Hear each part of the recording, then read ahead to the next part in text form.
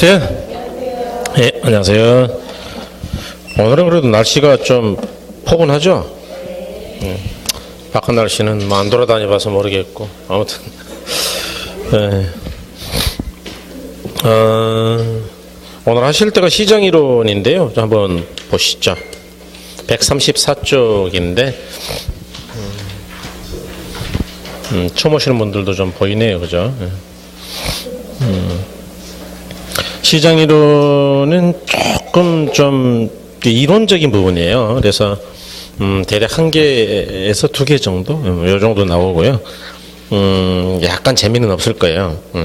근데 뭐 나중에 또 이제 어차피 이걸 많이 이용해야 되니까요. 자, 이 부동산 시장의 개념인데, 큰 1번 보니까 개념 잠깐 볼까요?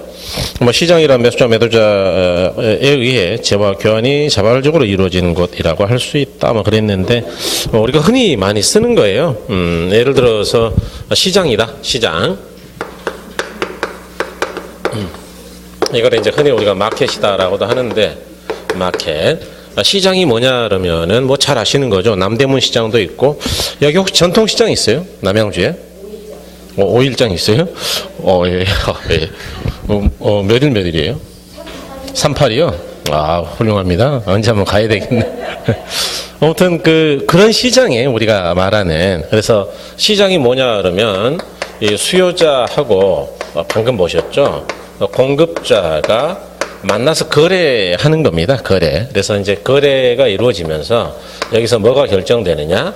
가격이라는 게 결정되죠. 그래서 우리가 수요 공급 이루어할 때 수요자 곡선하고 공급자 곡선이 만나서 가격이 결정됐잖아요.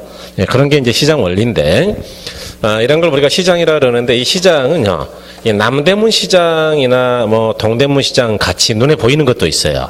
예, 그렇게 지리적 공간을 실제로 가지고 있는 걸 구체적 시장이다 뭐 이렇게 이야기하고, 그 다음에 그렇지 않고 증권 시장이다. 증권 시장은 눈에 보여요, 안 보여요? 안 보이죠. 뭐 증권을 실물 거래합니까? 전산 거래가 되고 있습니까? 실제로는 주권은 있어요. 있는데 예탁원에 맡겨놓은 것 뿐입니다.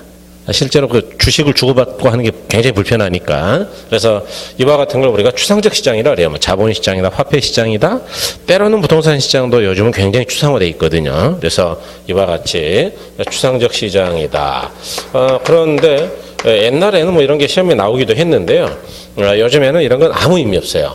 왜냐하면 조금 이따 공부하실 부동산 시장은 구체성과 추상성을 다 가지고 있고, 뿐만 아니고 일반 재화 시장도 마찬가지로 두 가지 성격을 다 가지고 있어요. 그러니까 이걸 구별하는 게 그 자체가 의미가 없다. 그래서 이제 오늘날 의미가 있는 건 뭐냐? 오늘날 의미가 있는 건 이런 게 조금 추상적인데요. 완전 경쟁 시장이라는 거 하고, 불완전 경쟁 시장이다, 이런 걸 구별하는 게 의미가 있는데, 불완전 경쟁 시장이다.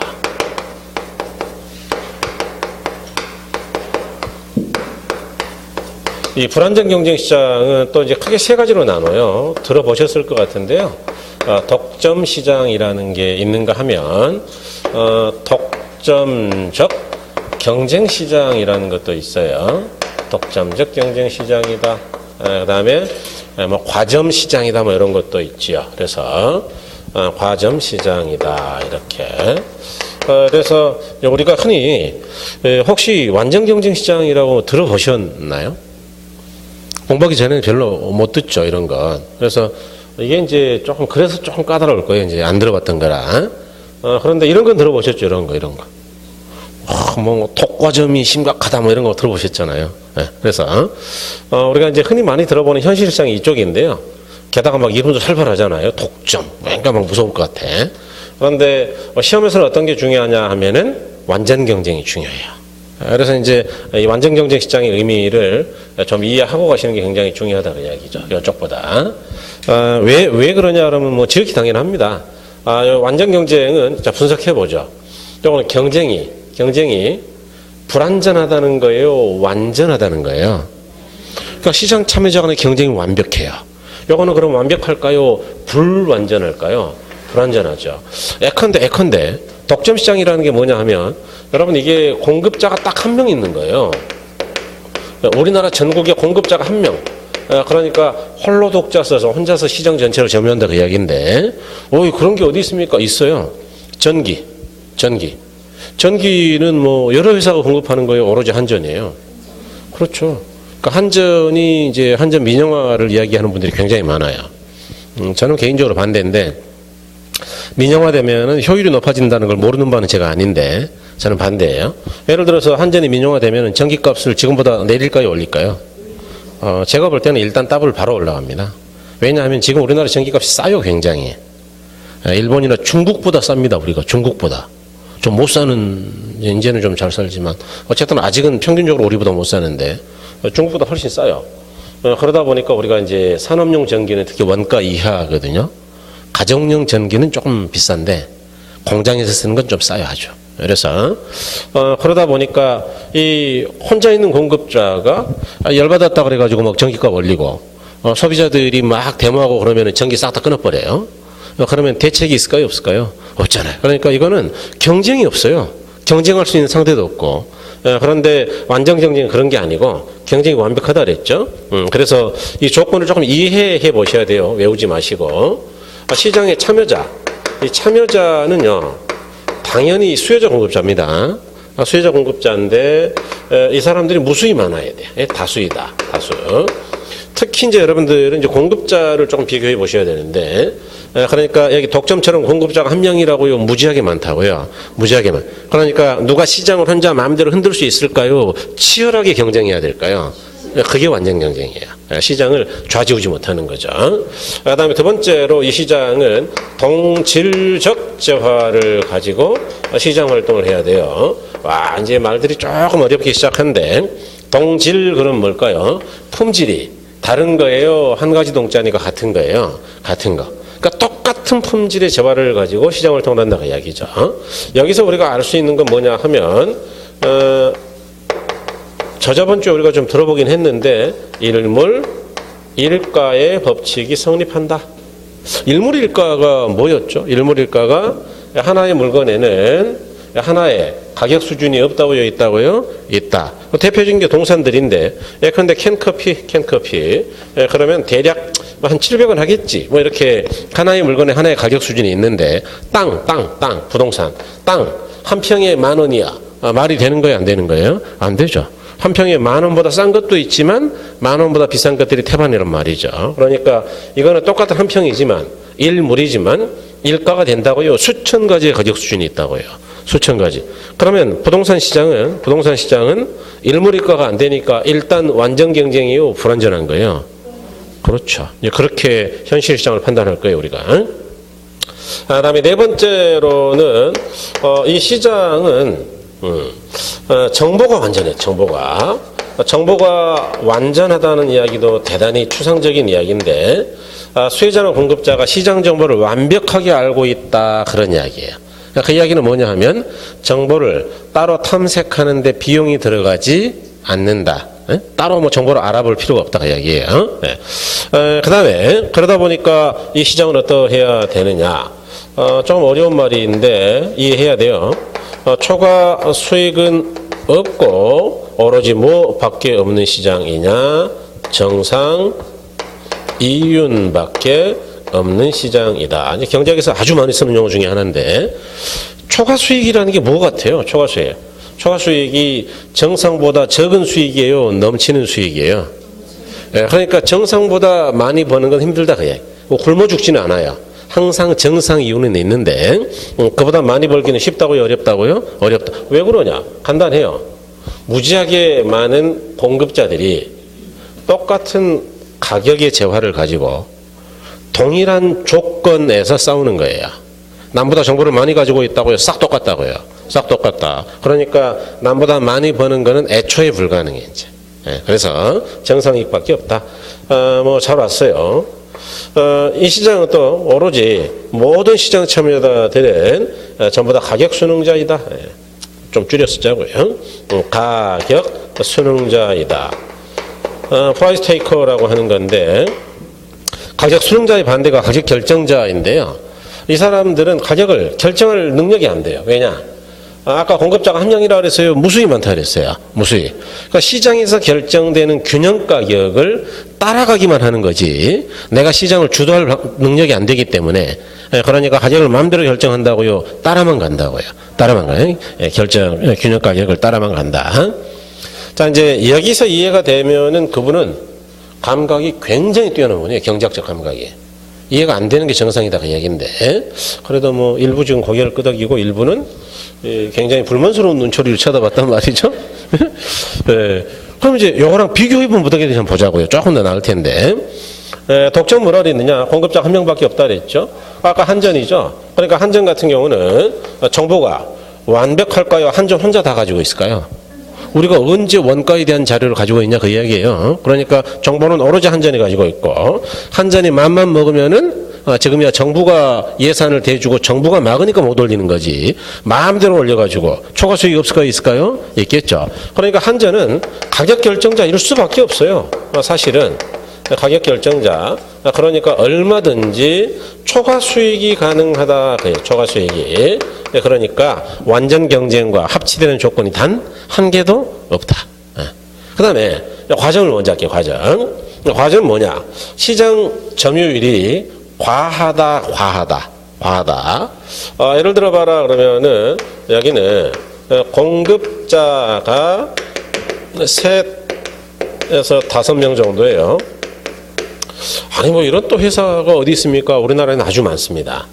그런데 자동차 회사는 우리나라 회사가 주요한 게 몇 개 정도 되나요? 현대 기아를 다른 회사로 본다 하더라도 뭐 현대 기아 뭐 GM 대우에다가 뭐 SM 삼성인가요?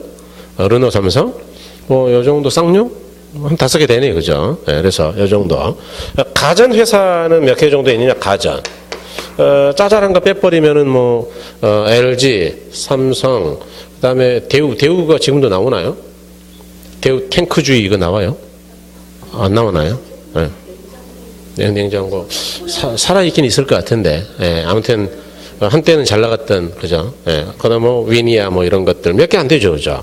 이와 같이 우리가 대기업이라고 하는 것들이 다 과점이에요. 과점인데요. 과점. 자, 이제 지금부터는 대우는 잊어버리면 돼요. 시험에 안 나옵니다, 대우. 근데 이 회사들은요. 워낙 시장 점유율이 커요. 보세요. 이 원을 우리가 이렇게 생긴 걸 선거 때 많이 보잖아요. 선거 때. 뭐 몇 프로가 얻었냐 표를 이런 거 할 때 많이 그리는 그 그래프인데 파이 그래프라 그래요. 빵처럼 생겼다 그래서. 그래서 요만큼을 뭐 예를 들어 S전자가 가지고 있고 요만큼을 L전자가 가지고 있다. 또 요만큼을 대우전자가 가지고 있다라고 가정하자. 남아있는 거 이거 가지고 막 한 200개 중소기업들이 나눠 먹거든요. 이거 무시해버리고 한 개 회사의 시장 점유율이 작다는 이야기예요. 지나치게 많다는 이야기예요. 그렇죠. 이런 걸 과점이라 그래요. 과점. 그러니까 개념 자체는 그리 어렵지 않네요. 어쨌든 이 사람들은 대단한 대기업들이죠. 그러니까 가격 결정 능력이 없을까요? 있을까요? 좀 마음대로 결정합니다. 실제로. 그다음에 초과 수익이 없을까요? 있을까요? 있죠. 아니 그러니까 뭐 분기에 뭐 10한 4조를 벌어대죠. 분기에. 연간으로 따지면 약 한 50억, 60억 가까이 벌어요. 60조, 14조. 삼성이. 삼성 하나가 나머지 대기업 한 3개, 4개 어치를 혼자 다루거든요. 그러니까 뭐 어마어마하게 벌어대죠. 그러니까 초과 수익이 있죠. 또 가격 결정 마음대로 하죠. 그 다음에 공급자도 몇 명 되지도 않죠. 그 다음에 꼭 동질적이지도 않습니다. 차별화된 제품들을 만들어 테레비도 다 같은 거예요. 막 품질이 각각 다른 거예요. 달라요. 가격도 다르고요. 그래서 이와 같으니까 완전 경쟁의 조건을 단 한 개도 갖고 있질 못하죠. 그래서 불완전하다. 두 개는. 자, 독점적 경쟁은 상당히 재밌는데 이게 독점의 성격도 조금 있고요. 이 완전 경쟁이 이게 줄여서 쓴 건데 완전 경쟁의 성격도 같이 갖고 있는 겁니다. 이게. 그래서 여기는 공급자가 상당히 많아요. 다수입니다. 그 점에서는 완전 경쟁과 아주 유사합니다. 그러니까 완전 경쟁의 성격을 좀 가지고 있네요. 그죠? 네. 그래서 대표적인 게 뭐냐 그러면은 소매점포예요. 우리가 구멍가게라고 하는 것들인데, 예컨대 국내 구멍가게들은 한 개밖에 없을까요? 한 20만 개 있을까요? 제가 알기로 한 뭐 15만 개 이상 있거든요. 그러니까 소매점포가 숫자가 적다고요? 많다고요? 많다. 약국도 많죠. 뭐 우리 중개업소도 많죠. 싹 다 이게 독점적 경쟁이에요. 그런데 이 사람들은 아까 이제 완전 경쟁의 성격이 있다는 걸 알았는데 그럼 독점적 성격이 있다는 건 뭐냐? 이런 점인데 이 사람들은 종인 듯 하지만 이질적인 재화를 가지고 시장 활동을 해요. 이제 이게 재밌는 게, 자, 용어를 항상 제가 분석해야 된다 그랬죠. 그러니까 분석 안 하면, 지금부터는 거의 용어가 이해가 안 돼요. 용어들이 이제 앞으로 또 어려운 용어들이 좀 나가거든요. 보세요. 동종이니까 동일한 종류죠. 동일한 종류인데, 이 품질이 같다고요. 다를 이자니까 이질적이라고요. 이질적, 다르다. 그래서 품질이 다른 재화다 그 이야기죠. 바로 이 이질성 때문에 어떤 문제가 생기느냐? 이것 때문에 가격 결정력이 생겨요. 그래서 가격 수능자가 아니고 결정자 역할을 해버리고 이쪽처럼. 그 다음에 이 가격을 결정한다는 이야기는 비싸게 받을 수 있다는 이야기거든요. 그래서 초과 수익이 발생한다. 이렇게 할 수가 있다. 초과 수익. 그래서 지금 쓰시고 계시면 후회할 수도 있어요. 지워버릴 거거든요. 이거 좀 이따 필요 없어 외울 거. 전혀 외울 거 없어요. 그러니까 끝까지 들어보셔야 돼요. 지금 쓰는 게 중요한 게 아니고. 네. 왜 이게 이제 어떤 것들이냐 그러면 저는 이제 미장원을 예를 좀 많이 드는 편인데 제가 이제 미장원을 많이 이용을 안 해봐서 잘은 모르는데 저는 파마를 해보는 게 일생 꿈이었어요. 그래서 최근에 좀 아파가지고 머리를 태어나서 처음으로 머리를 뒤에까지 좀 길었어요, 사실은. 왜냐면 머리가 길면 저는 이렇게 구부러지거든요, 곱슬이라. 그러니까 어려서부터 항상 단정한 머리를 잘라야 돼. 구부러지기 전에 잘라야 되니까. 그래서 이제 굉장히 마음에 안 들어가지고 애를 아픈 김에 길자. 그래가지고 진짜 많이 길었어요. 그래서 이제 베토벤 머리 가까이 됐어. 네, 막 요만큼 길었거든요. 그래가지고 이제 그 단골 동네 미장원 아줌마한테 가가지고 영감하게 머리가 자꾸 이렇게 좀 이렇게 꼬부라지는데 안쪽으로만 말아주면 될 것 같다. 네? 안쪽으로. 파마 좀 해주라. 안쪽으로 좀 말아주라 그랬더니 아줌마가 그 안쪽으로는 말 수가 없고 원래 컬은 밖으로 만다 그러대요. 컬 이렇게 꼬불꼬불하게. 그래서 이거는 도저히 안 되고 그냥 자르시는 게 낫겠다. 아니 네 달이나 길렀는데 어떻게 잘라요? 그랬더니 그냥 자르시라고. 그날 바로 잘랐어요. 그래가지고 너무 안타까워가지고. 근데 미장원 가면 파마 값이 파마 얼마예요 요즘? 동네 파마가 한 3만 원 한가요? 없습니까? 없어요? 미안합니다. 5만 원이라 치고 조조 한 3만 원 하는 거 없나? 일찍 와서 하는 거? 좋아요. 일단 5만 원 할게요. 5만 원은 이야기 되죠?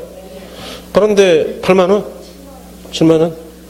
벌써 지금 이렇게 차이가 나잖아요. 7만 원도 있고. 여러분 혹시 파마가 15만 원 하는 데 없을까 있을까요? 있어요. 혹시 20만 원은 없을까 있을까? 있어요. 아시네요. 그죠? 있어요. 저희 연예인들 한다는 데는 좀 비싸요. 그죠? 제가 알기로. 뭐 예컨대 정샘물인지 뭐 냇물인지 뭐 이런데. 있어요. 제가 한번 잘못 가가지고 돈 많이 냈거든요. 그다음부터는 안 가요. 근데 도대체 왜 이렇게 비싸게 받냐? 똑같은 파마 약을 쓸 텐데 동종의 약을 쓸 거 아니에요. 뭐 차이가 나봐야 얼마나 나겠습니까? 머리에 헤어에 좋다 그래봐야 뭐 에센스 듬뿍 바르는 게 낫겠죠. 그러니까 도대체 뭐가 다를까? 근데 이 사람들이 주장하는 거는 서비스나 미적 감각이나 품질이 다르다고 주장하는 거예요. 그러니까 자기들은 나는 동네 아줌마들처럼 5만 원 받고는 못하겠다 그 이야기죠. 그래서 실제로 제가 동네 신세계백화점에를 가서 머리를 자른 적이 있는데, 그 이제 그 연예인 간다는 정샘물이에요. 그래서 기억하는 거예요. 그래서 남성 커트가 많아봐야 비싼 데가 15,000원 정도 받습니다. 저는 뭐 그런 데도 잘 안 가요. 그냥 동네에서 가지. 왜냐하면 대충 잘라도 뭐 워낙 잘생겼기 때문에. 크게 뭐 영향을 받지 않는데. 네, 농담이고. 근데, 그날은 이제 같이 쇼핑 갔다가 이제 저는 이제 머리를 자러 간 거예요. 갔더니 갈 때부터 불편하더라고. 막 왔더니 2명이 와가지고 뭐 어서 오세요 그러더니 옷을 받으려고 그래서 됐고요. 저는 이제 막 받아주는 거 되게 싫어하거든요. 앉으세요. 앉았더니 뭘 갖다 드릴까요? 막 커피랑 5종류를 차를 이야기해요. 일단 거기서부터 좀 화가 났어요, 사실은. 아무거나 갖다 주면 되지. 뭘 5개씩이나 이야기하는지. 그래서 그냥 대충 주세요 그랬더니 녹차 같은 걸 가져왔어. 가져와가지고 이제 뭐 또 옆에 앉아가지고 뭐 잡지를 보내고 그러길래 죄송한데요. 제가 알아서 할 테니까 그냥 저만큼 가 계시라고. 그러니까 이제 눈치를 챈 거예요. 아, 이 사람은 촌스러운 사람이구나. 불편해하는구나. 그래가지고 이제 머리 자를 때도 아무튼 뭐 대단해요, 서비스가. 자르고 나서 이제 물어봤죠. 자르고 나서 얼마예요? 그랬더니 35,000원이라 그러더라고. 그래서 사실은 화가 엄청 났는데 이제 그걸 또 들키면 안 되잖아요, 쪽팔리게. 아는 것처럼. 그래가지고 이제 카드 주고 명함을 주길래 가지고 나오자마자 그냥 안 보는 데서 바로 찢어져.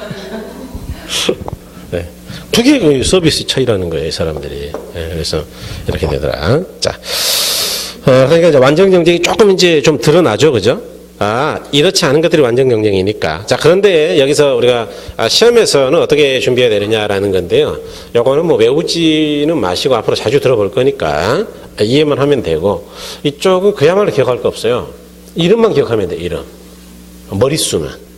한 명이냐? 과하다 그랬으니까 소수냐? 아니면 뭐 이런 성격이 있다 그랬으니까 다수냐? 이런 정도면 되지. 여기까지를 다 이해하려고 그러면 그건 머리 아파서 안 돼요. 내지도 않아요, 이런 거 시험 문제로. 그래서 이 정도 기억하신다.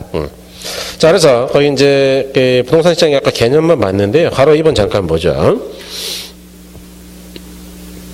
자, 부동산 시장인데 일단 맨 밑에서 세 줄 올라오시면 또 다른 견해로 했는데, 뭐 부동산 시장을 주식이나 유가증권 시장처럼 자산 시장을 규정할 경우는 일정한 장소를 요하지 않는다는 측면에서 추상적 시장으로 정의하기도 한다 그랬고요. 그 위에 다시 이제 올라가서 바로 이번에 자, 첫째 줄 양이나 질이나 위치 등 여러 가지 측면에서 유사한 부동산에 대해 그 가격이 균등해지는 지리적 구역이라는 걸 가지고 있다. 이렇게 지리적 구역이 있다는 이야기는 구체적인 장소가 있다는 이야기죠. 그래서 이런 건 구체성이다. 그런 게 그 옆에 많이 써져 있는데 천천히 읽어보시고요. 자, 심화학습에 이건 좀 볼게요. 완전 경쟁 시장의 의의나 성립 조건을 했는데 방금 설명드린 게 이겁니다. 의의는 완전 경쟁 시장이나 똑같은 질을 가지고 있는 제품, 동질이죠. 매도자, 매수자가 다수이면서 제품에 대한 완전한 정보를 가지고 있어. 정보가 완전하죠.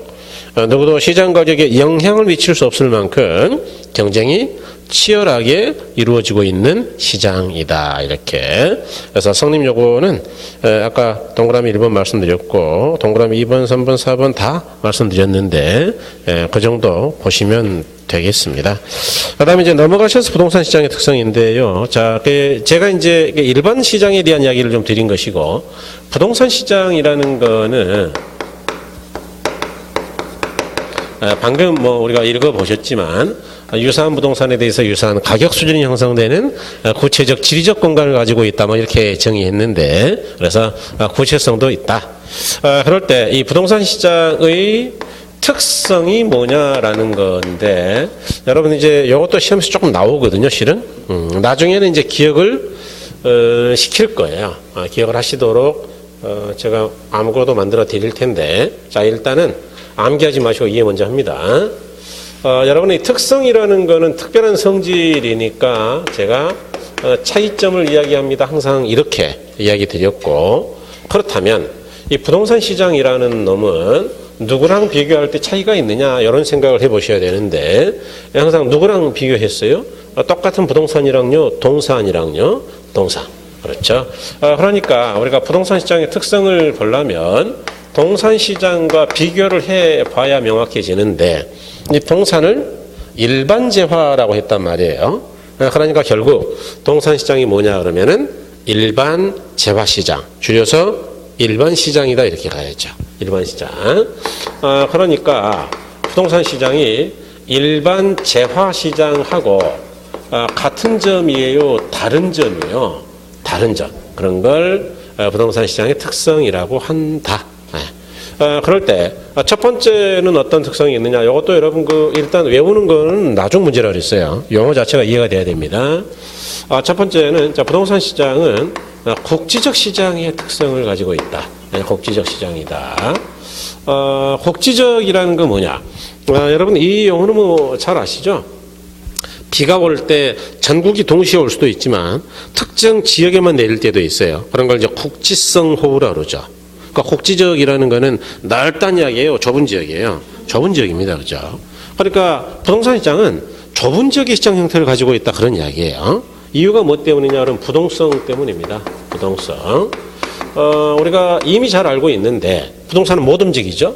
그러니까 일반 재화처럼 전국이 하나의 시장이 아니다 그 이야기예요. 예컨대 캔커피다. 캔커피는 전국 어디에서 팔리더라도 제주도 포함해서 전국 어디에서 팔린다 하더라도 당연히 700원이에요. 물적 이동이 가능하니까 예컨대 이쪽에서 모자란다 갖다 주면 되는 겁니다. 그렇죠? 그런데 부동산은 갖다 줄 수가 없죠. 부동성이 있으니까. 그러니까 똑같은 32평이라도 전국에서 동일한 가격이 거래가 되는 거예요. 가격이 다른 거예요. 투기도 마찬가지죠. 특정 지역에서만 이루어지죠. 그러니까 부동산 시장은 전국이 하나의 시장이 아니고 복지적 시장이다라고 정의할 수 있는 것이다. 예를 들어서 좁은 지역의 시장이다. 지역별로 봐야 된다. 그 다음에 두 번째, 비표준화된 시장이다. 비표준화된 시장이다. 요거는 뭐 때문이냐 그러면 개별성이라는 특성 때문인데 개별성이죠. 이 비표준화란 말은 표준화가 아니 비자니까 안 된다 그 이야기죠. 표준화가 안 된다. 왜 그러냐? 부동산은 개개적과 같은 게 한 개도 없죠. 그러니까 동산처럼 캔커피 그러면 똑같은 품질의 캔커피라고요. 똑같은 한 평이라도 각각 다르다고요. 다르다. 그러다 보니까 이런 개별성 때문에 일물일가가 안 된다 그랬죠. 일물일가의 법칙이 성립이 안 되고 그러니까 표준화가 곤란해서 부동산은 대량 생산도 어려운 재화이다. 동산과 다르다 이런 이야기죠. 분명히 지금 다르죠. 동산이야 기계로 찍으면 똑같은 게 나오지만 부동산은 땅의 모양도 다르고 형상도 다르고 위치도 달라서 똑같은 것들을 찍어서 만들 수는 없다. 그런 이야기예요. 그래서 이런 걸 표준화가 안 돼서 어렵다 이런 이야기고. 세 번째는 수급 조절의 곤란성 또는 수급 조절이 곤란한 시장이다. 이렇게 이야기하는데 이런 특성이 있다 그 이야기인데 이것도 이제 부동산을 갖고 있는 고유한 특성이죠. 이거는 뭐 때문이냐? 부증성. 그렇죠. 부증성과 관련이 있다. 부증성은 증가가 안 된다는 이야기 아니겠어요, 그죠? 그러니까 부동산은 앞으로 수급 그러면 항상 수요하고 공급이에요. 그러니까 수급 그럼 무조건 수요 공급이라고 생각해야 되는 거예요, 이제. 그래서 수급 조절이 안 된다는 건 뭐냐? 여러분 우리가 이제 경제학 공부했으니까 조금 편하게 이해할 수도 있는데, 예컨대 일반 재화 같은 경우는요.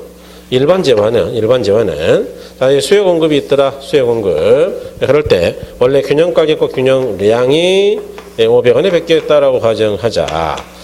그럴 때 예컨대 이보다 비싼 가격을 부르면 어떻게 된다 그랬느냐? 그럼 공급은 많고 수요가 작아서 초과 공급이 되고 그러면 다시 원래 가격으로 되돌아오더라. 그러니까 가격이라는 것들이 공급량과 수요량을 조정해 가지고 100개로 딱 균형으로 맞춘다 그런 이야기죠. 또 어떤 지역에 수요가 증가했다고 치자. 수요가 증가했다. 그럼 균형이 여기서 이쪽으로 간다 그랬잖아요. 그래서 새로운 균형 가격과 균형량으로 어쨌든 량을 조절을 못한다고요? 한다고요? 해요.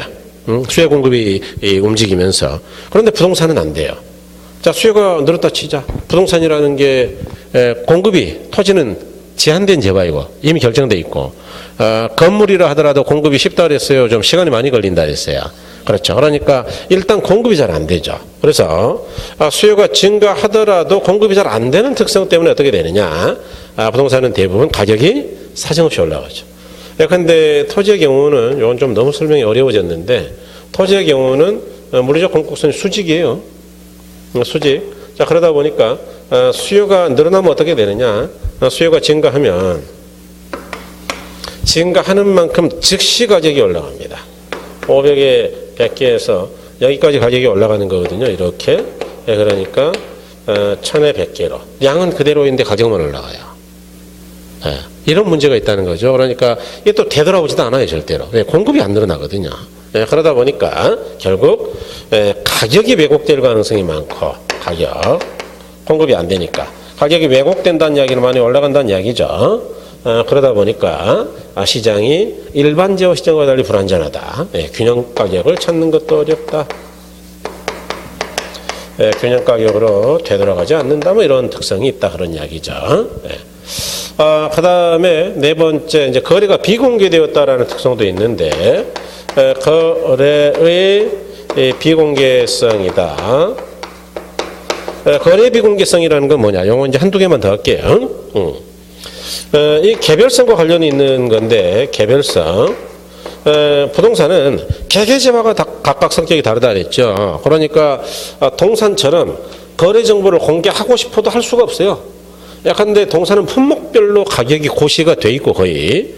그러니까 어떤 가게에 가더라도 우리가 물건을 사는데 아무 지장이 없어요. 포스만 찍으면 돼요.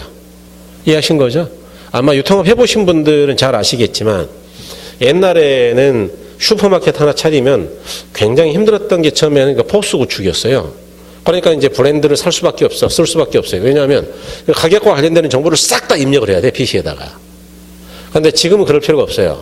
브랜드가 아니어도 뭐 이마트 에브리데이라든가 뭐 LG 슈퍼 이런 거 아니어도 내가 혼자 해도 그거 사면 돼, 데이터 DB. 포스 DB를 팔아요. 전국의 모든 물건들의 DB가 다 깔려 있는 걸 아예 판다니까요. 그래서 USB 가져와서 그냥 저장해주고 돈 받고 가요. 그러니까 그냥 찍으면 되는 거예요. 그 찍는다는 데에는 이제 바코드 정보가 다 들어가 있거든요. 가격하고. 그래서 자기가 필요하면 가격 올리고 싶으면 거기서 조정만 하면 돼요. DB에서. 그러니까 지금은 쉬워졌죠. 옛날에는 굉장히 불편했거든요. 그래서 좋은 점이 있는데 이게 부동산은 뭐 똑같은 아파트라도 층별로 가격이 다르니까 어떻게 공개하겠느냐. 그러니까 공개할 방법도 없어요. 모든 아파트에다가 가격 딱지를 다 붙일 수는 없잖아요. 그러니까 호별로. 그러다 보니까 어떻게 되느냐. 부동산 시장은 정보 비용이 많이 들어가요. 아까 완전 경쟁 시장은 정보가 완전해서 정보 비용이 없어야 된다 그랬거든요. 그러니까 부동산 시장은 결국 정보 비용이 들어가니까 완전한 시장이에요, 불완전한 거예요. 이렇게 되는 거죠. 그래서 이렇게 된다. 그 다음에 이제 또 시장의 비조직성이다. 요거는 몇 가지 특성과 관련이 있는데, 예컨대 이제 개별성이라든가 부동성, 복지성 또는 지역성 이런 것들이 영향을 주죠. 비슷한 이야기인데 이게 어쨌든 부동산 시장은 일반재화 시장처럼 조직화는 안 된다라는 특성을 있어요. 그래서 일반재화는 어떻게 조직화가 되어 있느냐? 예컨대 생산자가 있다. 그러면 이 사람이 자기 유통망이 없을 때는 지역 총판에다가 물건을 일단 맡깁니다. 팔아요. 싸게. 그럼 이제 이 총판이라는 사람들은 뭘 데리고 있느냐 하면 그 지역 내에 대리점들을 데리고 있어요. 대리점. 대리점들은 또 어떤 역할을 하느냐? 자기가 맡고 있는 섹터 안에 점포들에다가 물건을 납품하는 역할을 해왔다. 그러니까 이렇게 되면 전국으로 유통할 접수가 있을까요? 얘기했죠. 이렇게 수직적으로 계열화가 돼 있어요. 동산 같은 경우는 왜 그러냐? 말을 안 들을 수도 없어요. 위쪽을. 왜냐하면 말을 안 들으면 물건을 안 주거든요. 그러니까 수금 같은 것들이 될 수밖에 없어. 돈 안 보내면 나중에 이제 물건 안 주니까 장사 못 하잖아요. 그런데 부동산은 물건을 줄 수가 없잖아요. 아파트를 였다 하고 뭐 차기가 싫어서 갖다 주는 것도 아니고. 그러니까 이렇게 움직일 수 없는 재화이니까. 또 개개재화가 달라서 왜 동산처럼 이렇게 유통하기도 곤란하단 말이죠. 그러니까 조직화가 된다고요, 안 된다고요? 안 돼. 그래서 이제 주로 부동산은 어떻게 거래되느냐? 우리 중개업소에서 직거래하는 형태로 거래가 되는 거예요. 직거래. 수혜자 공급자가 중개업소에 가서 만나가지고 중개사분들이 잘 알려주는 대로 거래를 한다 그 이야기예요. 그래서 이와 같이 되더라. 그다음에 이제 또 여섯 번째로는 매매 기간이 장기다라는 특성도 있죠.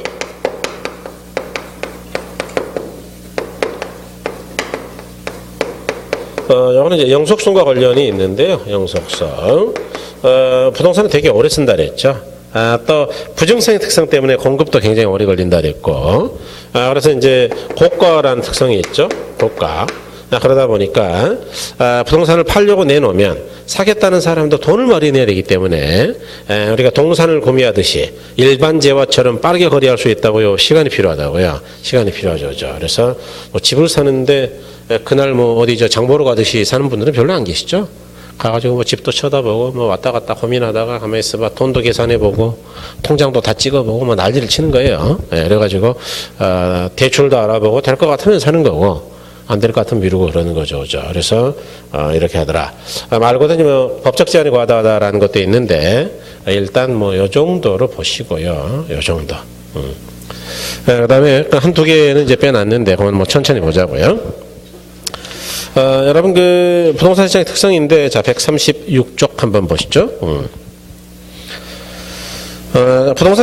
부동산은 자연적 특성과 인문적 특성을 지니고 있으며 그 특성 때문에 일반 상품 시장과 다른 고유한 다음의 특성을 지니고 있다. 이제 그런 걸 잘 눈여겨 보셔야 돼요. 일반 상품 시장, 그게 일반 재화 시장, 다른 말로 동산 시장 이렇게 되는 거죠. 그래서 오늘 보는 이제 부동산 시장의 지역성, 곡지성이다. 동그라미 1번에 자 부동산의 위치 고정성이라는 자연적 특성 때문에 지역적으로 고립되어 있어 시장이 성립되더라도 곡지적으로 좁은 불안전한 시장이 된다 그랬어요. 그래서 좁은 시장이 된다. 그다음에 바로 2번 거래가 비공개되어 있다.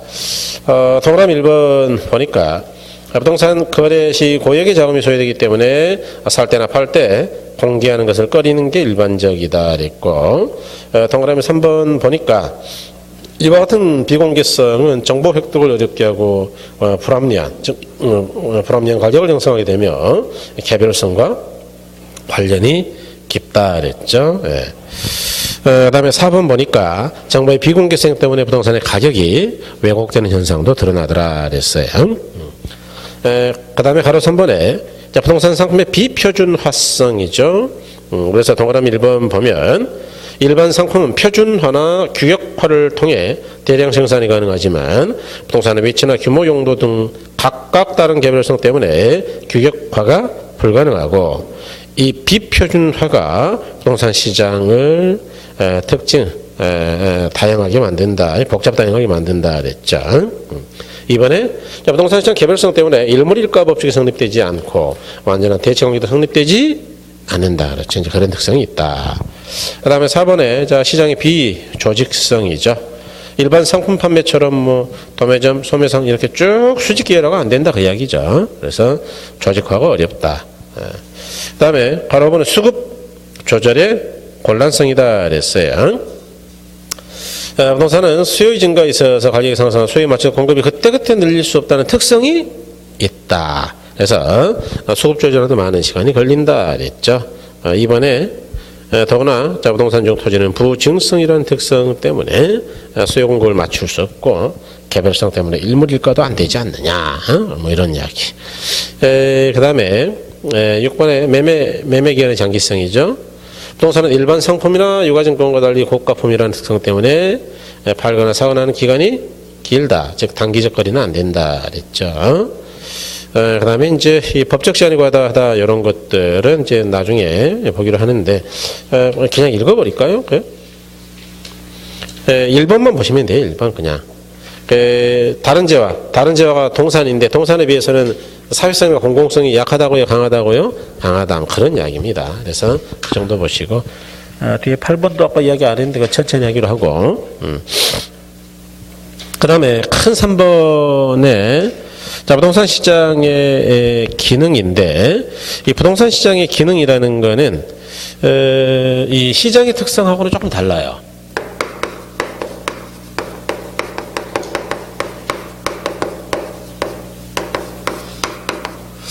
이 기능은요, 이 특성하고는 조금 차이가 있는데, 이 특성 굉장히 의미가 있습니다. 이거는 일반 재화 시장하고 어떻게 다르냐에 대한 이야기니까 부동산 고유의 영역이죠.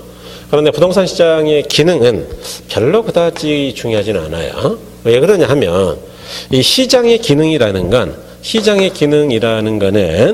부동산 시장이건 동산 시장이건 다른 게 한 개도 없어요. 그러니까 차이가 있다고요, 없다고요? 없다. 그러니까 크게 이게 시험에서는 의미가 없어요.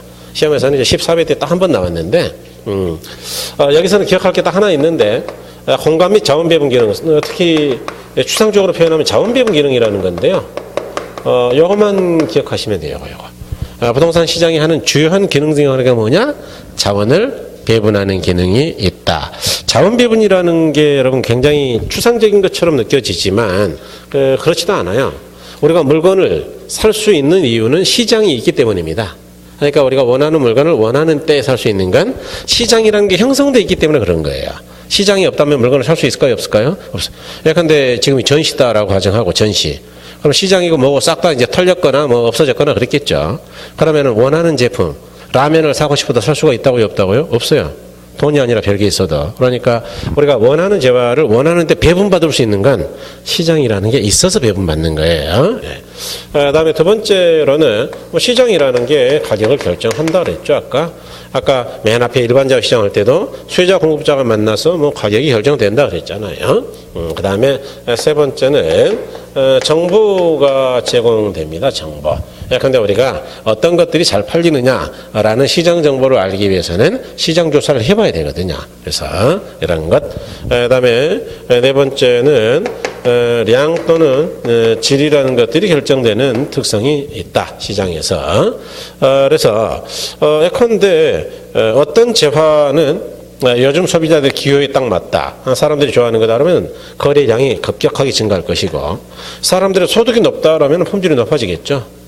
근데 불경기 때문에 소득이 떨어지면 품질을 계속 높일까요? 안 팔리니까 좀 낮출까요? 낮추겠죠. 그래서 이와 같이 시장 사람들의 상황을 보고 판단해서 시장이 량과 질을 조정하는 능력이 있다 그런 이야기죠. 그래서 이런 것들 여러 가지 기능이 있는데 그 중에서 우리는 뭐만 기억하면 되느냐? 자원 배분 기능이다. 자 그러면 이제 이게 다음 주 정도에 들어갈 수도 있겠는데 여러분 그 시장이 자원 배분 기능을 원활하게 유지해야 제 기능을 하는 거예요. 그런데 시장이 자원 배분을 잘 못하면 시장이 제 기능을 하는 거예요, 제 기능을 못하는 거예요. 이렇게 시장이 제 기능을 못하는 걸 우리가 뭐라 그러느냐 하면 시장 실패라고 해요. 뭐라 그런다고요? 시장 실패. 좋아요. 그러면 시장이 실패하면 수요자, 공급자, 국민들이 좀 괴로울 거예요. 시장에 자원 배분이 잘 안 되니까. 그러니까 정부는 뭐 가만 쳐다보고 있어야 될까요? 좀 개입해서 조정도 해야 될까요? 개입해야죠. 예, 그래서 이런 걸 정부 개입의 이유이다. 이렇게 갈 거예요. 그래서 다음 주에는 조금 더 근본적인 이야기를 해요. 좀 더 어려워요. 우리가 살고 있는 사회는 사회주의예요, 자본주의예요? 자본주의라는 거는 공산주의, 사회주의하고 전혀 다른 게 시장입니다. 시장. 사회주의 국가는 시장이 없어요. 엄밀한, 왜냐하면 정부가 배급하거든요. 정부가 시장 역할을 하는 거예요. 평등하게 나눠 먹으려고. 그러니까 시장이 없어. 장마당 그런 거는 비정상적인 사회주의. 사회주의가 아니에요. 자본주의가 이제 그 침투에 들어간 거지, 북한에도. 네. 그런데 어쨌든 간에, 그러니까 원래 우리가 살고 있는 자본주의는 정부가 개입하는 게 아니고 시장 자율에 맡기는 게 원리, 경제 원리예요. 죽든 말든 시장 지가 알아서 하는 거예요. 시장이 완벽하니까 거의. 이해하신 거예요? 그런데 오늘날 자본주의는 시장이 실패하면 국민들이 힘드니까 가만히 있다고 개입하기도 한다고요. 그런 걸 이제 우리가 수정자본주의라고 하는 거예요. 그래서 나중에 그 이야기를 좀 드릴 텐데, 요거는 시험에서 아주 잘 나옵니다. 그러니까 이거 보려고 이거 이야기하는 거, 솔직히 말하면. 요거 설명 안 할 거면은 이쪽은 빼버려, 그냥. 어차피 이걸 가지고 내지는 않거든요. 그래서 요 정도만 이해하시면 된다. 아니, 뭐, 거기 그래프도 멋진 게 있는데, 그럼 멋지기만 할 뿐 의미가 없다, 그 이야기예요. 그래서 거기, 가로 1번. 공간 및 자원 배분이다 그랬는데, 자, 기존 부동산 공간을 수요자에게 분배하고 계량물에 대한 여러 자원을 분배하고 촉진한다 그랬죠. 그래서 거기 이제 나중에 어디에서 써먹는다 그랬느냐 하면 이런 데서 써먹을 거예요.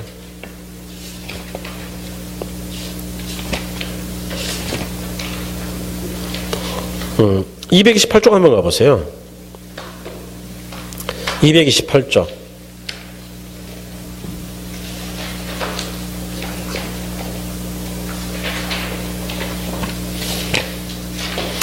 좀 더 직접적으로는 232쪽 한번 가보세요. 2장 넘기면 되네.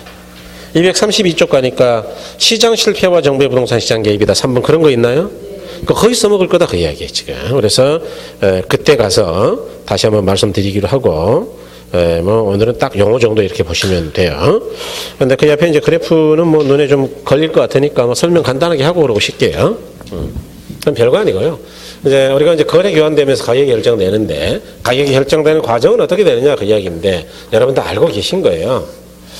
여기 보면은 이제 매도자의 제한곡선하고 매수자의 제한곡선이 있는데 여기 종축이 가격이라고 치고 횡축이 시간이라고 가정할게요. 시간. 한 달, 두 달, 세 달, 네 달, 다섯, 여섯 달 이렇게 여기 가격이에요. 그럴 때 매도자는 처음에는 내 거니까 비싸게 불러요. 그런데 몇 달이 돼도 아무도 안 와요. 그러면 계속 비싸게 불러야 될까요? 조금씩 가격을 내려야 될까요? 그래서 뭐 처음에는 4억 이렇게 불렀다가 조금씩 내리는 겁니다. 매수자에 대한 곡선은 어떻게 되느냐? 사는 사람 입장은요, 내 것도 아닌데 뭐 하려고 가격을 일부러 높게 불러주겠어요? 뭐 2억 5천 이렇게 한번 불러보는 거예요. 그런데 아무도 팔 생각이 없다. 그러면 조금씩 가격을 올려야 되겠죠. 그래서 주로 거래가 되는 거는 이제 이쪽입니다. 이쪽 균형점인데 이퀄리브리엄. 그래서 여기서 매도자하고 매수자의 제한곡선이 만나서 여기서 균형이 이루어진다 이런 이야기예요. 그래서 이렇게 가격이 결정되더라.